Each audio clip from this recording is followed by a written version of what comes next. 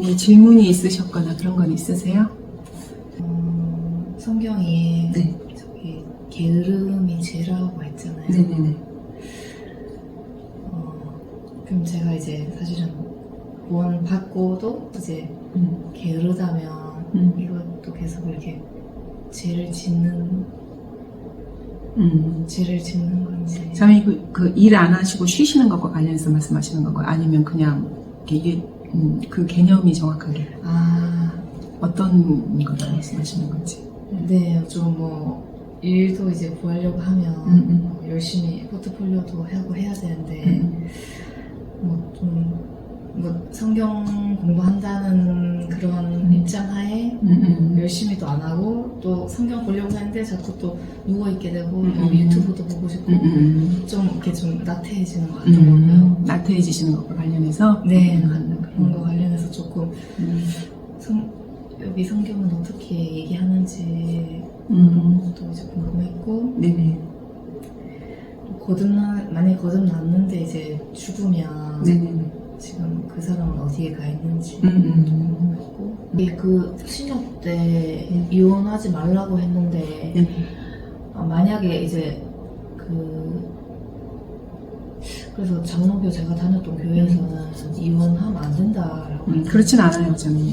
요거는 정확하게 이제 저희가 이런 성경을 공부하면은 정확하게 나와요. 이혼의 요건이 있거든요.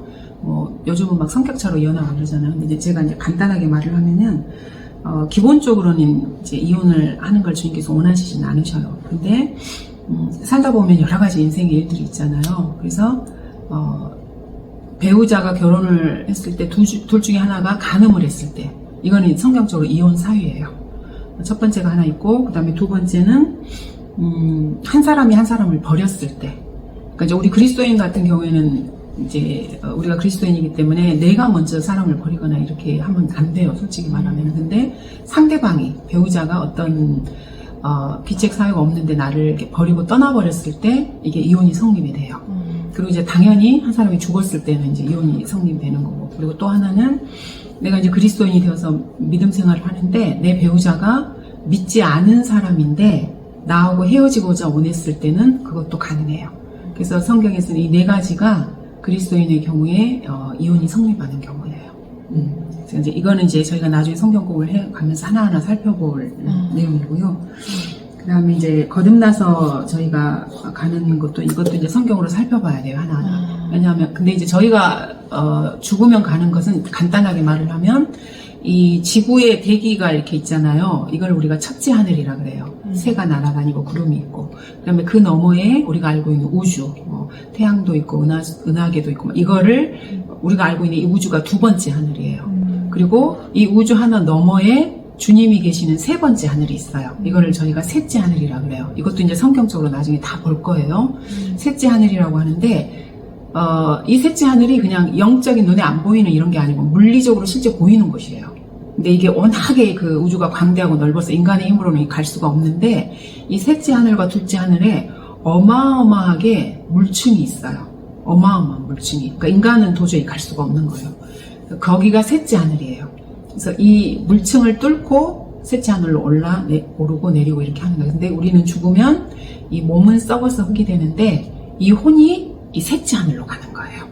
구원받은 사람은 셋째 하늘로 가는 거고, 구원을 받지 않은 사람은 그 죄의 값을 본인이 받아야 되는 거예요. 예수님의 피를 믿지 않았기 때문에. 그래서 구원받지 않은 사람 같은 경우에는 우리가 지구가 있으면은 지구에 그걸 이제 보통 과학자들은 핵이라고 표현을 해요. 그래서 지금은 지구 안에 핵이 어마어마한 6,000도신가 태양하고 같다 그러더라고요. 그 온도로 타오른다고 과학자들이 이미 인정을 했어요, 그거는.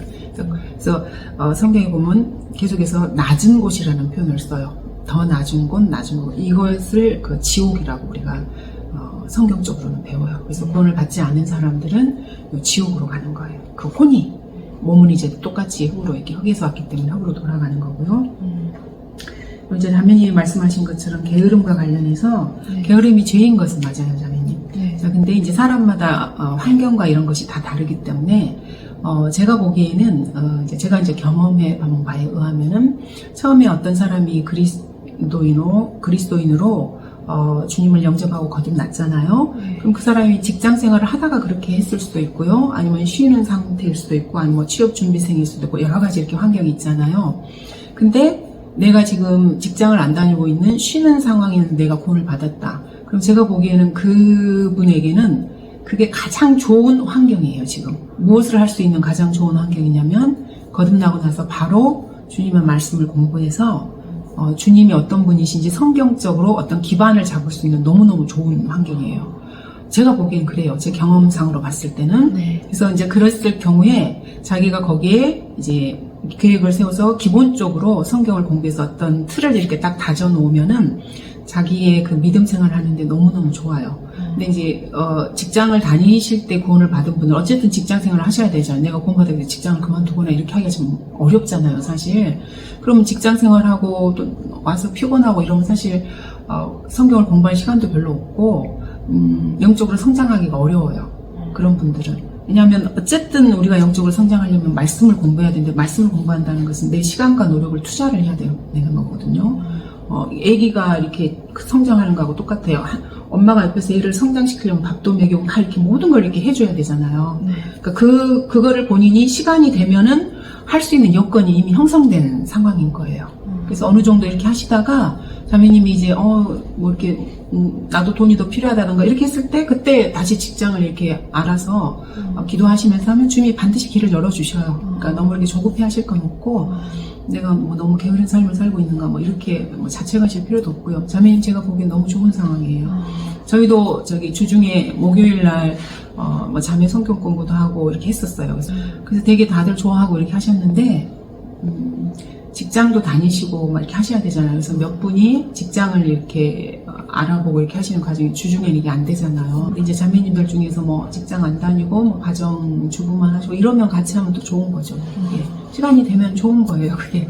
이제 그거는 자매님께서 이제 성경 공부하시면서 또 주님이 이렇게 마음을 주셔요. 우리에게 우리 안에 성령님께서 계시기 때문에 그래서 그냥 한 발 한 발 이렇게 하시면 될 것 같아요. 네. 네, 그래서 이 뭐 거듭남이나 이런 거는 사실 하나를 전체를 이렇게 성경을 살펴보면서 하나씩 살펴봐야 돼요. 성경적으로. 그래서 요거는 나중에 한 파트로 이렇게 할 거예요. 요 부분은. 그다음에 결혼과 관련해서도 우리가 특히 자매 성경 공부와 관련해서는 이 부분에 대해서 되게 많이 다뤄요. 왜냐면 이게 중요한 부분이기 때문에. 맞아요. 교회만 다닌다 그러면서 저기 일반 교회에서 여자들이 막 이렇게 가정을 내팽개치고 교회만 붙어 살잖아요. 그래서 이게 되게 중요해요. 왜냐면 자신의 그 영역 내에서 주님께 순종하면서 살아가는 게 중요하기 때문에. 그래서 차차 하시면서 요거는 이제 하나씩 하나씩 볼 거예요. 네. 그리고 부록 부분은 저도 한번 읽어보고 이렇게 나중에 다시 말씀드릴게요.